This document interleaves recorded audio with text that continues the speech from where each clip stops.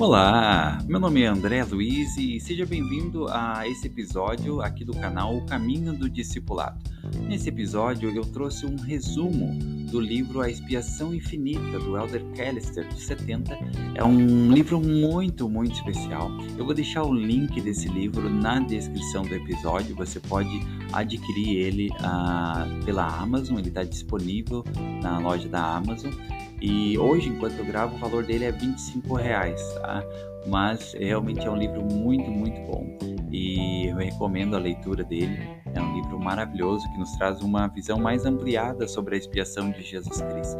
Então eu trouxe apenas um resumo, apenas algumas partes de cada capítulo para que você possa ter um gostinho, ou se você já leu o livro, você possa relembrar algumas partes ali que vão ajudar você a se reconectar com o bom espírito e a gratidão e o entendimento que esse livro traz sobre a expiação do Salvador Jesus Cristo. Então é um livro muito especial. Sou muito grato por essa oportunidade de poder trazer um pouquinho desse livro à tona, para que ele possa estar aqui disponível para você ouvir, para você compartilhar.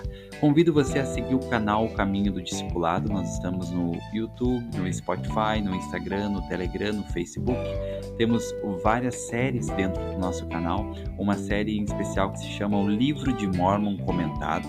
Então lá você tem, nós fizemos um estudo desde a introdução do Livro de Mórmon e então comentamos vários trechos do Livro de Mórmon. Claro que não todos, porque seria impossível, mas traz muita luz, entendimento e até formas diferentes, como às vezes nós não pensamos, sobre como aplicar os ensinamentos do Livro de Mórmon na nossa vida. Também temos outras séries disponíveis no canal e eu convido você a procurar seguir o Caminho do Discipulado.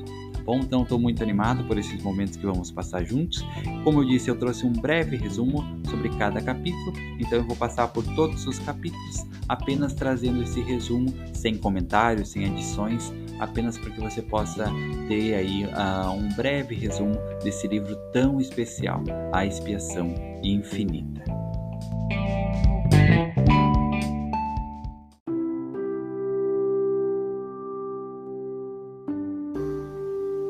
Sobre o autor. Ted Callister estava servindo na presidência dos 70 e como membro do segundo quórum dos 70, quando foi chamado como presidente-geral da Escola Dominical em abril de 2014. Anteriormente serviu como presidente da missão Canadá-Toronto, como membro do quinto quórum dos 70 e como membro da presidência da área do Pacífico. Antes de ser chamado para o serviço na igreja em tempo integral, o Elder Callister era advogado de uma empresa de advocacia de família na Califórnia, especializada em assuntos fiscais e de negócios.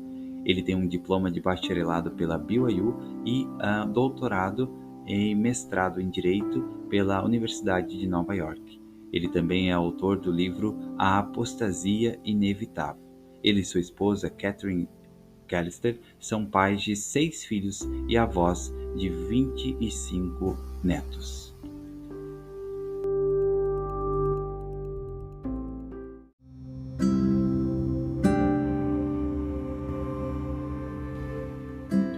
Qual é o significado da expiação? Uma doutrina para todas as épocas. A pessoa que estuda a expiação se assemelha ao homem que se retira para sua cabana nas montanhas para desfrutar a paisagem. Se ele olhar pela janela para o leste, verá os picos cobertos de neve das montanhas rochosas. Mas se deixar de apreciar a vista para o oeste, perderá o pôr do sol rajado de vermelho no horizonte. Se negligenciar a paisagem para o norte, jamais verá o reluzente lago verde esmeralda. E se ignorar a janela para o sul, jamais testemunhará as flores silvestres em sua brilhante glória, dançando ao sabor da suave brisa das montanhas. A beleza o cerca por todos os lados. Assim também acontece com a expiação. Seja qual for o ângulo pelo qual a contemplamos, é gloriosa de se ver. Todo princípio subjacente, toda consequência que dela flui, recompensa nosso intelecto, revigora nossas emoções e vivifica nosso espírito. É uma doutrina para todas as épocas. A tentativa de conhecer profundamente essa doutrina exige a imersão de todos os nossos sentidos, todos os nossos sentimentos e de todo o nosso intelecto. Sendo-lhe dada a oportunidade, a expiação invadirá cada uma das paixões e faculdades humanas, e ao fazê-lo, nos convidará a exaurir cada uma delas, para que captemos mais plenamente o seu significado. Aqueles que refinaram suas sensibilidades culturais abordarão a expiação como uma empatia mais genuína pela ternura e compaixão que ela representa. Aqueles que sacrificaram a vida no serviço ao próximo ficarão ainda mais maravilhados com aquele que sacrificou tudo. Aqueles que aperfeiçoaram os poderes do raciocínio investigarão com profundidade ainda maior os porquês e os como, e não apenas as consequências dessa doutrina extremamente sublime. E aqueles que têm o espírito puro e a vida limpa sentirão uma afinidade ainda maior por aquele cuja vida imitaram, ainda que em pequena medida.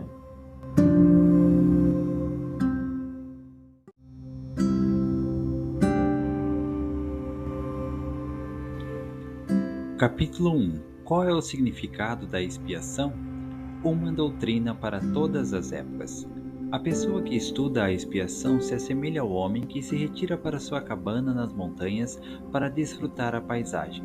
Se ele olhar pela janela para o oeste, verá os picos cobertos de neve nas montanhas rochosas. Mas se deixar de apreciar a vista para o oeste, perderá o pôr do sol rajado de vermelho no horizonte.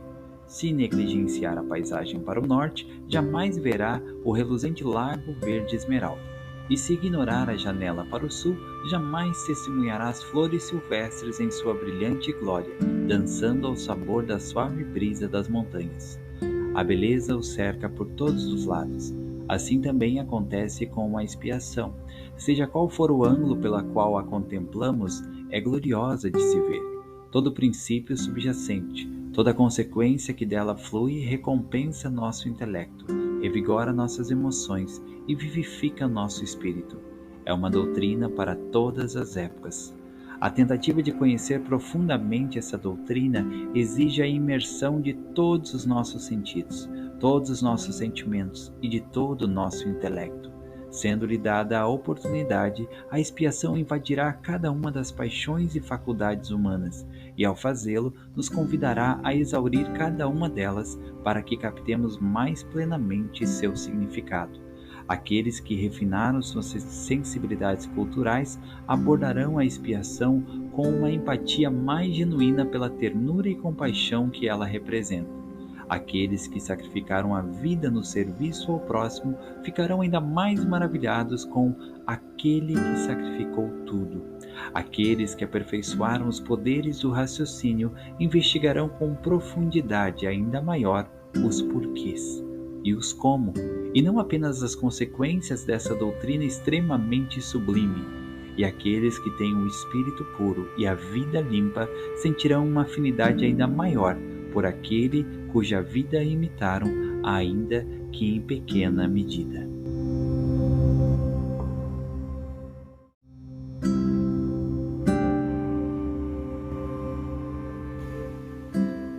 Capítulo 2. Por que estudar a expiação?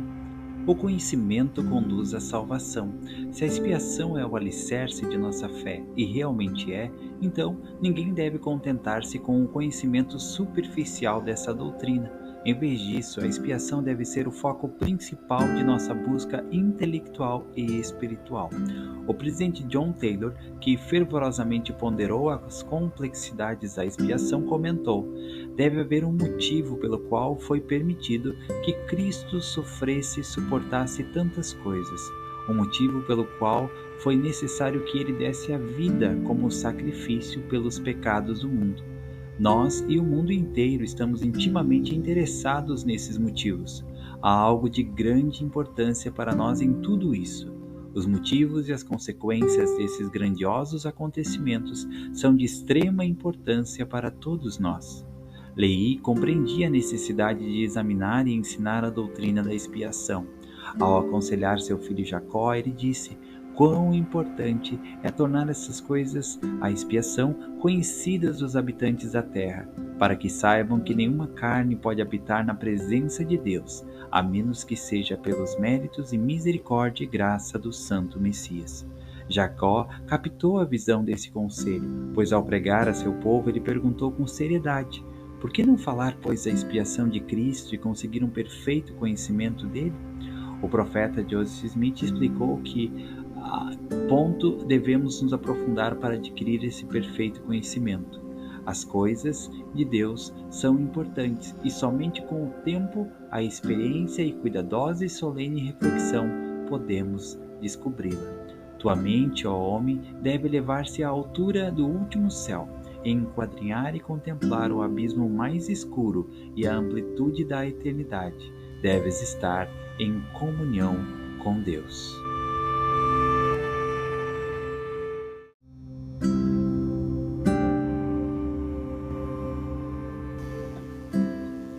Capítulo 3. Podemos compreender plenamente a expiação? Receber conhecimentos sobre conhecimento. Ao estudarmos a expiação, será que conseguimos dominar suas complexidades e seus detalhes? Será que conseguimos conhecer os porquês e o como tão bem quanto conhecemos as consequências? O elder James E. Talmage esclareceu nossa incapacidade de compreender plenamente essa doutrina. Ele disse: talvez não estejam ao alcance do entendimento do homem todos os pormenores do glorioso plano por meio do qual se assegura a salvação da raça humana. Porém, o homem aprendeu por meio de seus fúteis esforços em sondar as causas primárias dos fenômenos da natureza, que suas faculdades de compreensão são limitadas, e é obrigado a admitir que, ao negar um efeito por sua incapacidade de determinar a causa, ele estaria renunciando às suas pretensões de ser um indivíduo observador e racional. Por mais simples que seja o plano de redenção em seus aspectos gerais, para a mente finita, ele é reconhecidamente um mistério nos seus detalhes. Nossa incapacidade de conhecer todas as coisas, porém, não elimina a necessidade que temos de conhecer o que é passível de ser conhecido, tampouco diminui nosso desejo de adquirir conhecimento. Talvez, ao exaurir o que é possível de se conhecer, sondamos mais profundamente e, ocasionalmente, até penetramos o infinito. O profeta Joseph foi o nosso exemplo nesse sentido. Ele foi o grande mestre inquiridor. Suas perguntas desencadearam a primeira visão, a palavra de sabedoria, a revelação sobre o casamento celestial, a visão dos 3 graus de glória, enfim, praticamente toda a outra revelação digna de nota nessa dispensação. Ele derrubou os parâmetros do conhecimento divino porque fez perguntas justas. E ele foi a prova empírica deste convite divino que diz: se pedirdes, receberás revelação sobre revelação, conhecimento sobre conhecimento, para que conheça os mistérios e as coisas pacíficas.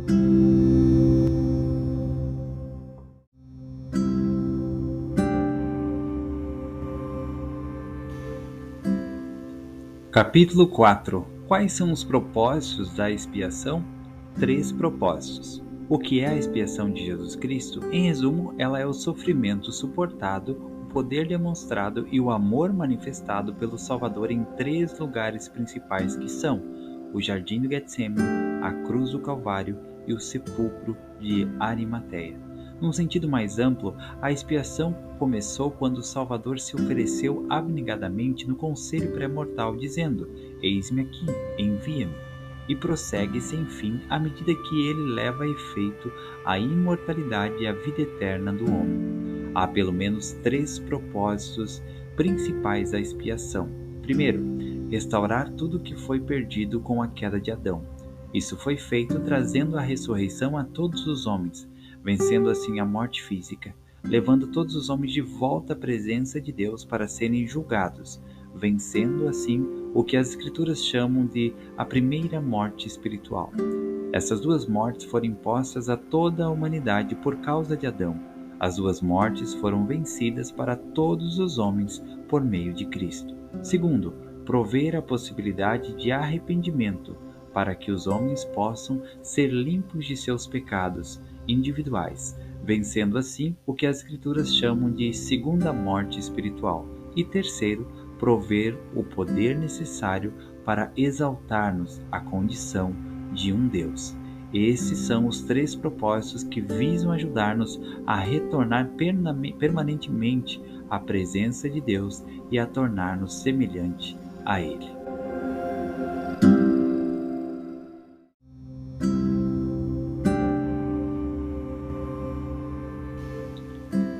Capítulo 5. A queda de Adão.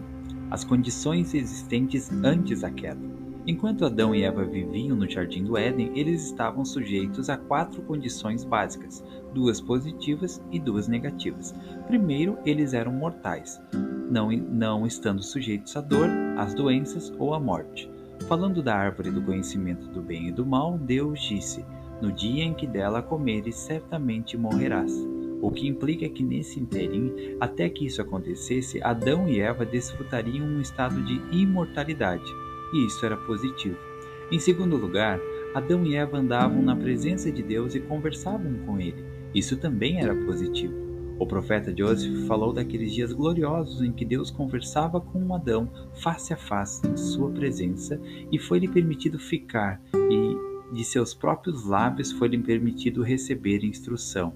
Ele ouviu a voz de Deus, andou diante dele e contemplou sua glória, enquanto a inteligência irrompia em sua compreensão. Parley P. Pratt teve uma visão semelhante do jardim. Ele, Adão, estava na presença de seu Criador e conversava com ele face a face e vislumbrava sua glória, sem um véu que lhe obscurecesse a visão. Ó, leitor, imagine por um momento essa bela criação cheia de paz e abundância. A terra repleta de animais inofensivos, o céu repleto de aves maravilhosas, cujo canto incessante enchia o ar de melodias variadas, enquanto legiões de anjos, postadas ao seu redor, elevavam a voz jubilosa em gratos hinos de louvor e brados de alegria. Nenhum suspiro ou lamento era ouvido por todo o vasto firmamento. Tampouco havia tristeza, temor, dor, choro, doença ou morte, nem contendas, guerras ou derramamento de sangue. Mas a paz coroava as estações que passavam, e a vida, a alegria e o amor reinavam sobre todas as obras de Deus.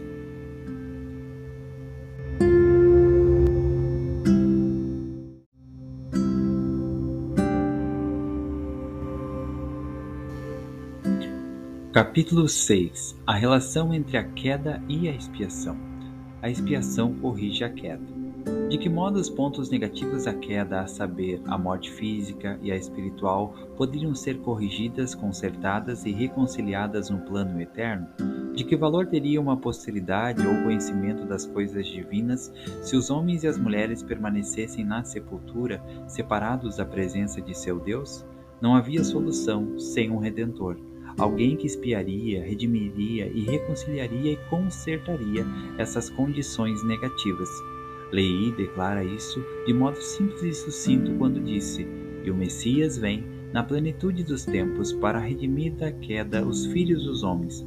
Leí compreendia que a queda não era irremediável, pois declarou: "O caminho está preparado desde a queda do homem, e a salvação é gratuita." O elder Talmage ensinou que a expiação se tornou uma sequência necessária à transgressão de Adão.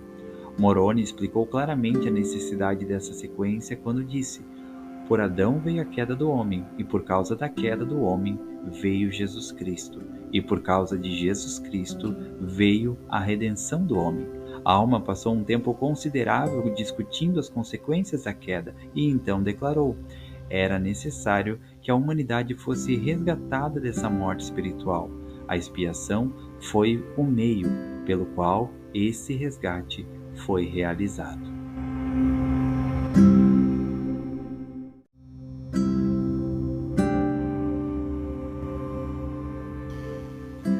Capítulo 7. Quais seriam as consequências se não houvesse a expiação?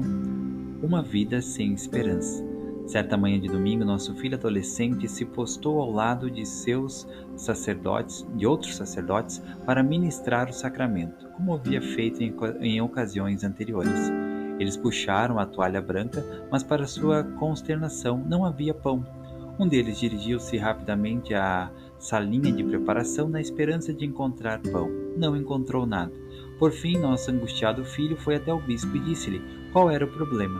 O bispo, sabiamente, explicou a situação à congregação e então perguntou: como seria se a mesa do sacramento estivesse vazia hoje por não ter havido expiação? Pensei muito nisso. Como seria se não houvesse pão por não ter havido a crucificação? Se não houvesse água por não ter havido derramamento de sangue? Se não houvesse expiação, quais seriam as consequências para nós? Evidentemente, a pergunta agora é retórica, mas ela realmente nos dá a visão de nossa total dependência do Senhor. Fazer e responder essa pergunta apenas nos deixa mais conscientes do Salvador e gratos a Ele. O que poderia ter acontecido mesmo para os justos se não tivesse havido um sacrifício expiatório é algo profundamente tocante para toda a humanidade.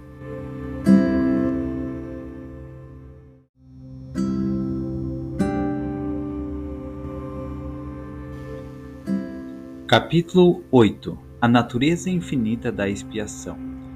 Infinita em múltiplos aspectos. O que os profetas do livro de Mórmon querem dizer ao referir-se a uma expiação infinita?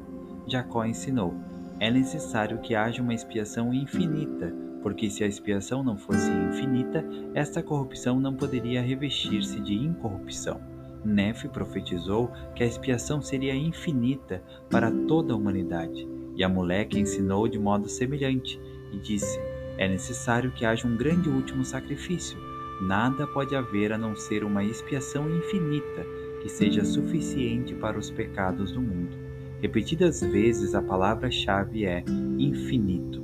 A expressão expiação infinita ou sacrifício infinito pode se referir a uma expiação ou um sacrifício feito por um Deus, um ser que é infinito em conhecimento, poder e glória. Amaleque infere isso ao observar que aquele grande último sacrifício será o Filho de Deus, sim, infinito e eterno. Consequentemente, a expiação é infinita porque sua fonte é infinita.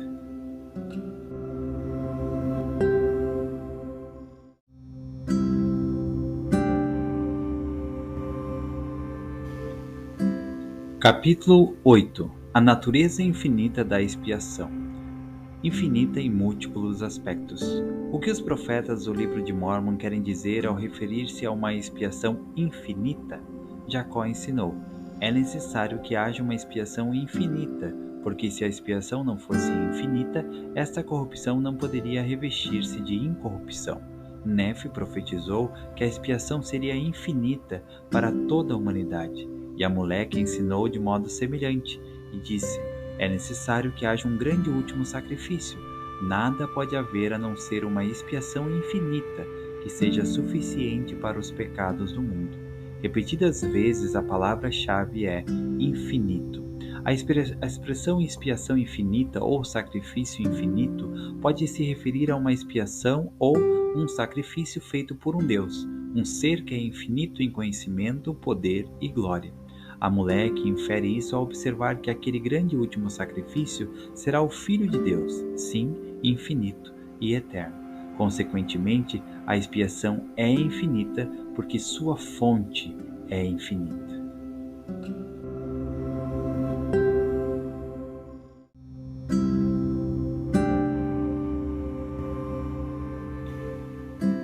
Capítulo 9. Infinita na divindade do escolhido. Infinita em características divinas. A expiação é infinita na divindade daquele que foi sacrificado. As Escrituras se referem ao Salvador como aquele Deus no céu que é infinito e eterno. Ele possuía toda a compaixão digna e atributo divino em níveis imensuráveis. Por isso a referência à sua natureza infinita. Sem dúvida, Cristo tem todo o poder, toda a sabedoria e todo o entendimento. Ele compreende todas as coisas, sendo, portanto, onisciente. Jacó confirmou essa verdade quando disse: não há nada que ele não conheça. Ele dominou cada uma das leis, ele fala todas as línguas, não há idioma estrangeiro para ele.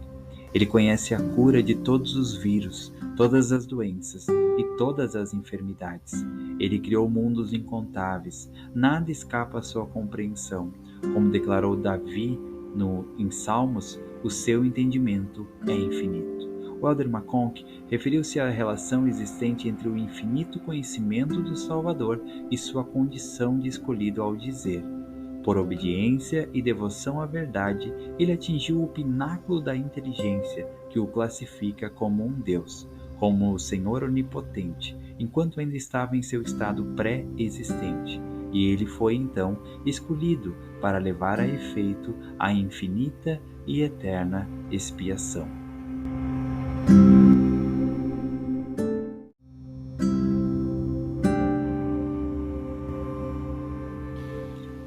Capítulo 11. Infinita no tempo. Seres mortais que viveram antes do sacrifício do Salvador.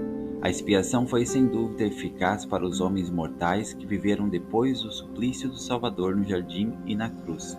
Mas e quanto aos seres mortais que viveram antes do Salvador ou até mais para o passado, na época dos espíritos da esfera pré-mortal, será que a expiação se estende até tão longe assim? Ela é infinita no tempo, tanto retroativa quanto prospectivamente. A expiação se aplica retroativamente aos seres mortais que viveram antes de seu sacrifício?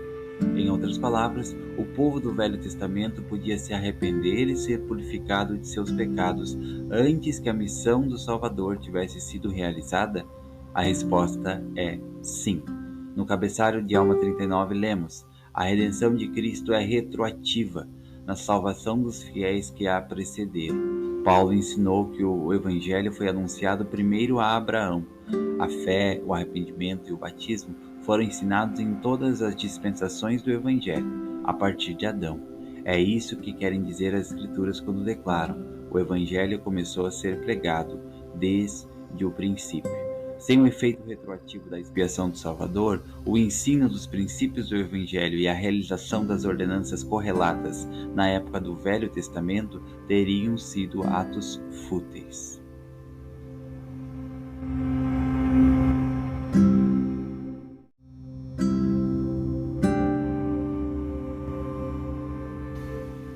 Capítulo 12. Infinita na abrangência. Homem, animais, plantas e a terra. Os seres mortais que vivem nessa terra são os únicos beneficiários da expiação? E quanto aos outros mundos e às outras formas de vida? Quem os salva da morte física, se necessário, da morte espiritual? A expiação cobre não apenas a humanidade. O Elder Joseph Fielding Smith abordou diretamente esse assunto falando: é um conceito muito incoerente que alguns têm de que a ressurreição virá apenas para as almas humanas, que os animais e as plantas não têm espírito e, portanto, não são redimidos pelo sacrifício do Filho de Deus e, consequentemente, não têm direito à ressurreição. Joseph Smith ensinou: creio que João viu lá no céu seres que tinham sido salvos de 10.000 vezes, 10.000 plantas, como o nosso, bichos estranhos que nem conseguimos conceber. Pode ser que todos estejam presentes no céu. João aprendeu que Deus glorificou-se, salvando tudo o que suas mãos criaram, quer animais, aves, peixes ou homens. O Senhor prometeu que todas as coisas velhas passarão e todas as coisas tornar-se-ão novas, tanto homens como animais, as aves do céu, os peixes do mar.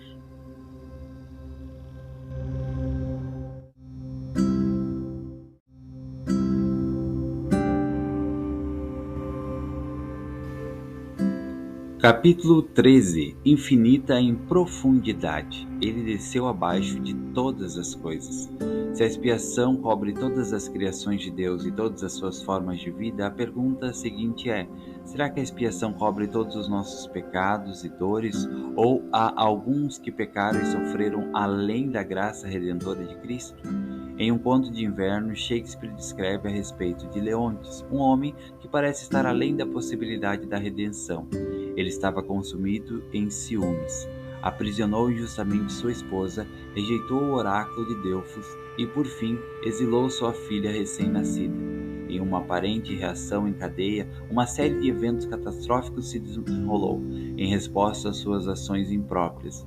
Incapaz de suportar mais, Paulina, a esposa de um dos soberanos de Leontes, censurou-o da seguinte maneira: não te arrependas dessas coisas, pois são por demais pesadas, para que com tuas dores consigas demovê-las. Portanto, entrega-te. somente ao desespero, 1000 joelhos, 10.000 anos seguidos, inteiramente nu, jejuando, numa montanha desolada, no inverno gelado, em tempestade perpétua, não poderiam fazer com que os deuses olhassem para o lugar em que estiveres. Essa foi uma previsão sombria, mas felizmente Paulina subestimou a misericórdia de Deus para os que verdadeiramente se arrependem. O Salvador desceu abaixo de todos os pecados, todas as transgressões, todas as enfermidades e todas as tentações conhecidas pela humanidade.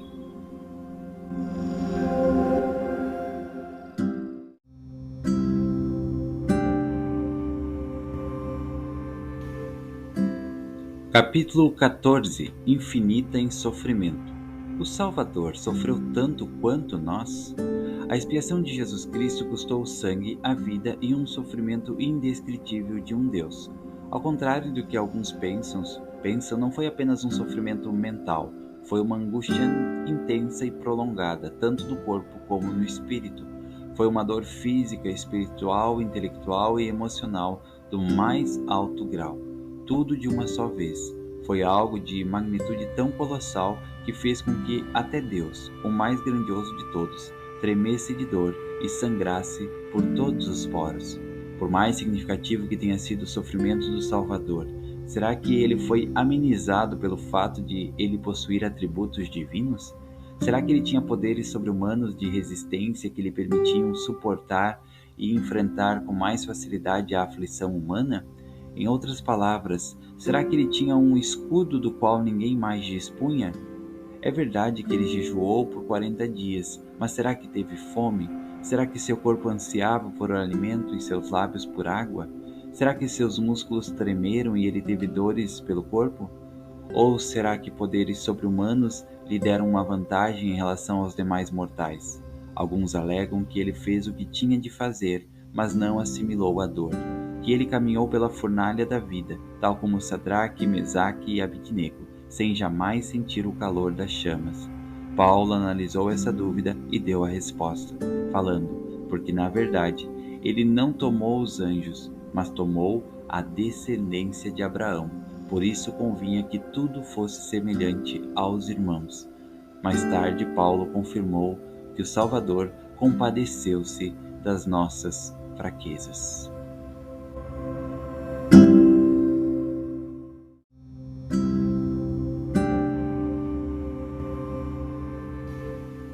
Capítulo 15. Infinita no amor. Sacrifício, a mais elevada forma de amor.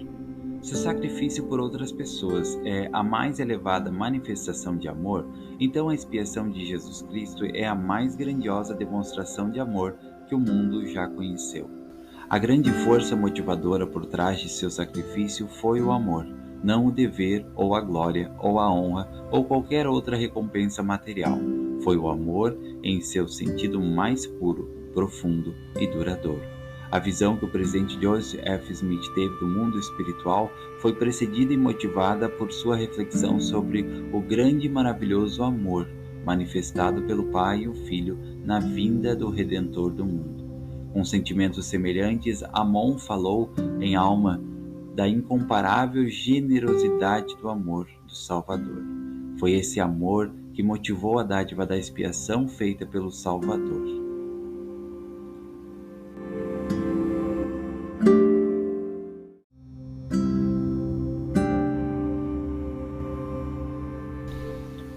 Capítulo 16. A bênção da ressurreição.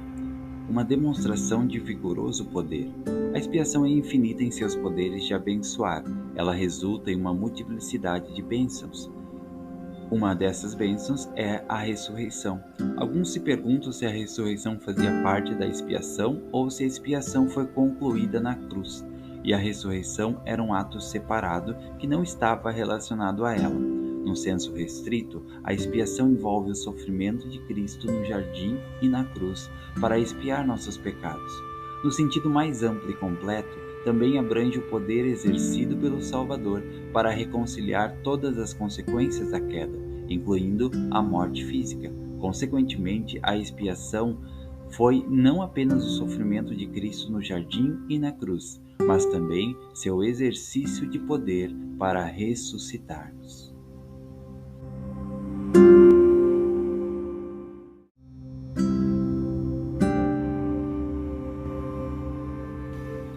Capítulo 17. As bênçãos do arrependimento.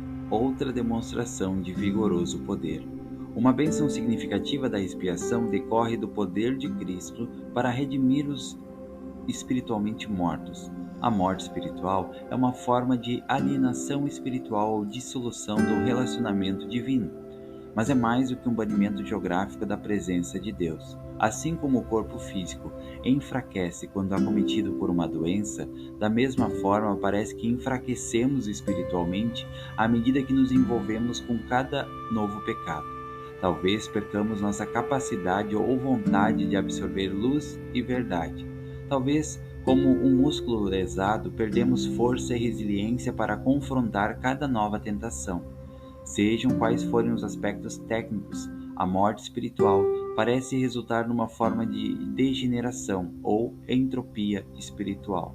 Tal como acontece com a morte física, é preciso que algum poder para reverter o processo de decadência, para curar nossas feridas espirituais, para fortalecer nossa fibra espiritual. Novamente, a expiação é a fonte desse poder de reversão, a fonte na qual os homens podem procurar a remissão de seus pecados.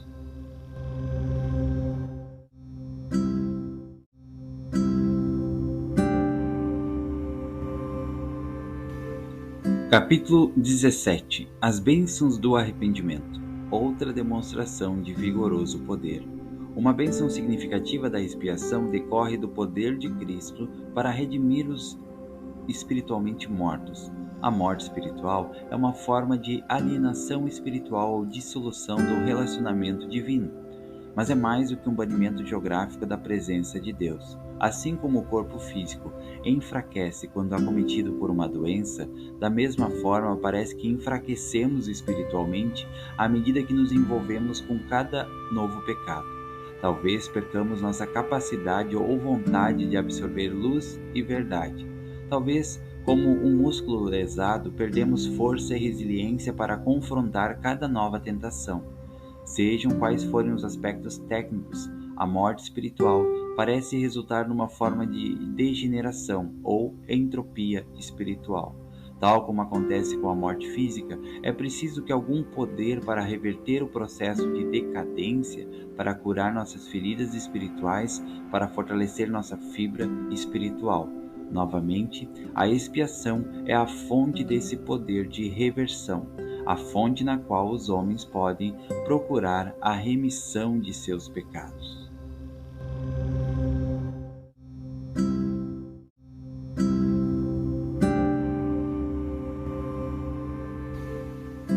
Capítulo 18. A bênção da paz de consciência. Um poder consolador. Entre suas muitas bênçãos, a expiação proporciona a paz. Não apenas nos purifica, mas nos consola. Descobri por experiência própria que essas duas bênçãos nem sempre vêm juntas. Em certa ocasião, conheci bons santos que creio que se arrependeram completamente e partilharam do poder purificador do sacrifício do Salvador, mas que ainda confessam viver com uma consciência pesada. Não veem com o Senhor o poder de perdoá-los pelo que fizeram. Notei isso vividamente quando realizava uma entrevista para a recomendação para o templo com um converso de uns 15 anos. Ele tinha sido fiel e devotado desde o dia de seu batismo, mas ainda se questionava se o Senhor poderia realmente perdoá-lo pela vida desregrada que levara antes de ouvir a mensagem do Evangelho. Esse perdão lhe parecia algo grande demais para pedir. Não creio que ele seja o único a ter esses sentimentos. Embora creiam em Cristo e em sua expiação, algumas pessoas, de modo inocente, porém incorreto, estabelecem limites para seus poderes regenerativos. De alguma forma, converteram a expiação infinita em algo finito. Pegaram a expiação e a circunscreveram com um limite artificial que não cobre o seu pecado específico.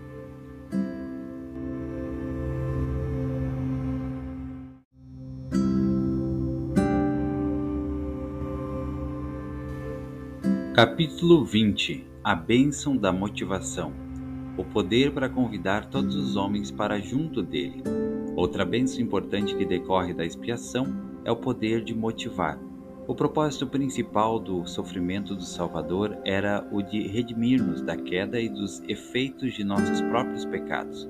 No processo de realizar esse efeito divino, porém, houve um efeito colateral divino, parte do qual foi o poder motivacional que atrai os homens a ele. Alguns chamam isso de a teoria da influência moral ou de síndrome da atração do amor, mas o nome pouco importa em comparação à consequência.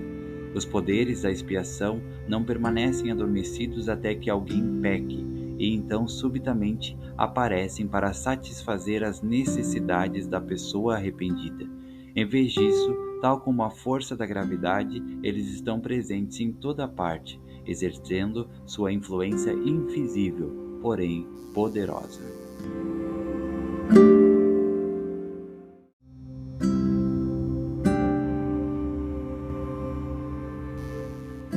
Capítulo 21. A bênção da exaltação. O poder de exaltar. A expiação não foi apenas uma redenção do que havia sido perdido na queda, ela foi um acréscimo. Para Adão e Eva, todos os seus descendentes, elevando-os acima em sua condição anterior à queda. A expiação é tanto redentora quanto exaltadora em sua natureza. C.S. Lewis compreendia esse princípio quando falou: para Deus, não se trata apenas de consertar, não se trata apenas de restaurar um status quo. A humanidade redimida deve ser mais gloriosa do que ela teria sido antes da queda, mais gloriosa do que qualquer raça não decaída é hoje, se é que neste momento o céu estelar oculta alguma raça assim. E essa glória sublime, acrescentada num verdadeiro ato vicário, exaltará todas as criaturas. Reconhecendo a necessidade da expiação por suas qualidades aperfeiçoadoras, bem como suas características redentoras, C.S. Lewis acrescentou: ela teria ocorrido para a glorificação e o aperfeiçoamento, mesmo que não fosse exigida para a redenção.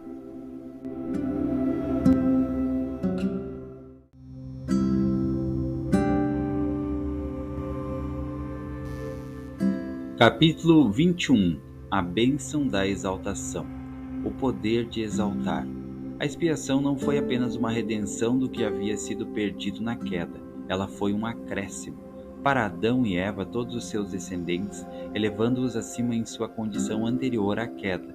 A expiação é tanto redentora quanto exaltadora em sua natureza. C.S. Lewis compreendia esse princípio quando falou: para Deus, não se trata apenas de consertar, não se trata apenas de restaurar um status quo.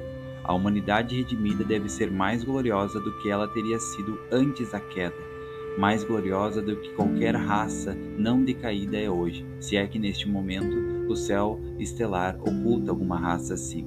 E essa glória sublime, acrescentada num verdadeiro ato vicário, exaltará todas as criaturas. Reconhecendo a necessidade da expiação por suas qualidades aperfeiçoadoras, bem como suas características redentoras, C.S. Lewis acrescentou: ela teria ocorrido para a glorificação e o aperfeiçoamento, mesmo que não fosse exigida para a redenção.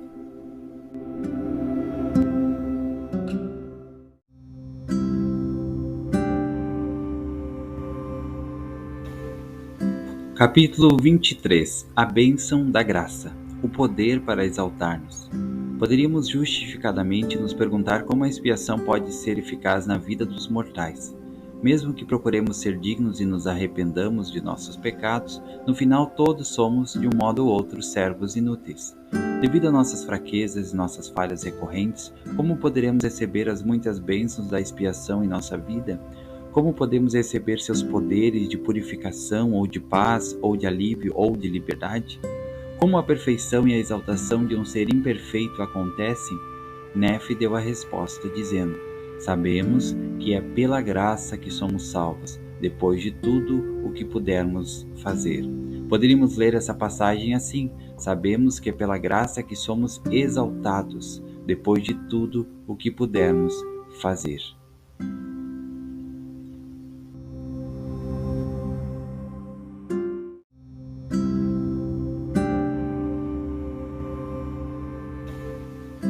Capítulo 23. A bênção da graça. O poder para exaltar-nos. Poderíamos justificadamente nos perguntar como a expiação pode ser eficaz na vida dos mortais. Mesmo que procuremos ser dignos e nos arrependamos de nossos pecados, no final todos somos, de um modo ou outro, servos inúteis. Devido a nossas fraquezas e nossas falhas recorrentes, como poderemos receber as muitas bênçãos da expiação em nossa vida? Como podemos receber seus poderes de purificação, ou de paz, ou de alívio, ou de liberdade? Como a perfeição e a exaltação de um ser imperfeito acontecem? Nefe deu a resposta, dizendo: sabemos que é pela graça que somos salvos, depois de tudo o que pudermos fazer. Poderíamos ler essa passagem assim: sabemos que é pela graça que somos exaltados, depois de tudo o que pudermos fazer.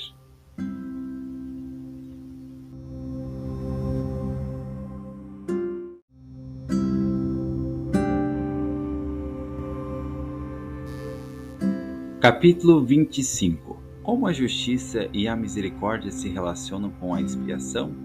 As imutáveis leis do universo. Justiça e misericórdia são conceitos difíceis de explorar, mas não porque haja carência de referência nas Escrituras, mas porque esses conceitos esgotam nossos recursos intelectuais bem antes de divulgar todas as respostas. O Elder McConkie escreveu: sabemos que de alguma forma incompreensível para nós, o sofrimento dele satisfez as exigências da justiça. As Escrituras frequentemente se referem à justiça e à exigência que ela seja feita. O que então é a justiça e quem a exige? As definições do dicionário são o que é correto, retidão e qualidade do que está em conformidade com o que é direito. Essas são apenas algumas definições, mas quem determina o que é justiça? Quem a exige? Quais são as consequências de violar ou cumprir o que é justo?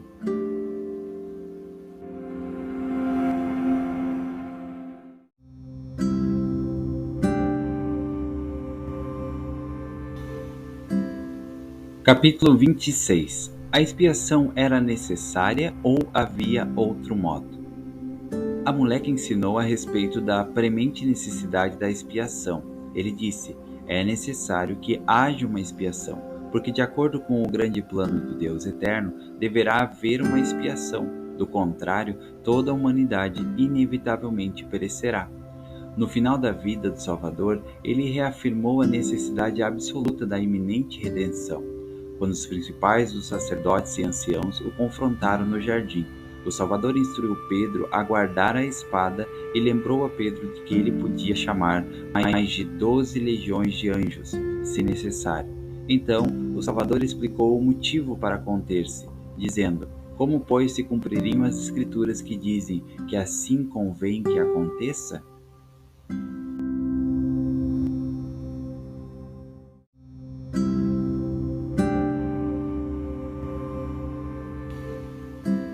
Capítulo 27. Gratidão pela expiação. Entrando Jesus numa certa aldeia, saíram-lhe ao encontro 10 homens leprosos, os quais pararam de longe. Sua doença, considerada como uma forma de morte em vida, exigia que os afligidos por ela aclamassem: imundo, imundo, quando se aproximassem dos que não estavam infectados. De igual modo, cada um de nós, em maior ou menor grau, temos uma forma de lepra espiritual, pecados que macularam, desfiguraram e corroeram o nosso bem-estar espiritual. Essa doença nos torna impuros na presença do Senhor. E tal como os leprosos da antiga aldeia israelita, também temos que nos manter à distância espiritual até o dia de nossa purificação. De modo semelhante aos 10 leprosos, clamamos: Jesus, Mestre, tem misericórdia de nós. Sabemos que não há esperança de uma chance de purificação ou de cura autoinduzida. A única esperança, a única cura é buscar a misericórdia e os poderes purificadores oferecidos pelo Redentor.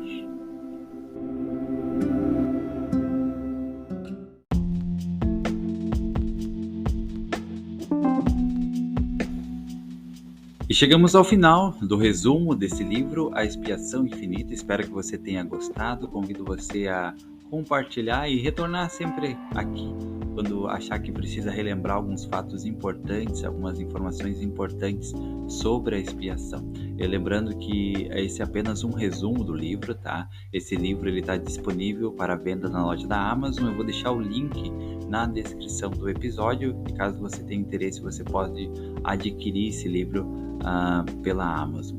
Convido você a seguir o Caminho do Discipulado. Estamos no Facebook, no Instagram, no Spotify, no Telegram, no YouTube. Temos outras séries dentro do nosso canal Caminho do Discipulado, vídeos bem seguidos para que você possa sempre estar acompanhando novos conteúdos sobre vários assuntos que nos ajudam no caminho do discipulado. Muito obrigado pela sua companhia aqui, muito obrigado por todos que acompanham o canal. Convido você a se inscrever no nosso canal no YouTube, a seguir no Spotify, isso é muito importante, e desejo que você seja muito, muito feliz. Lembre-se sempre, Jesus Cristo é o caminho do discipulado.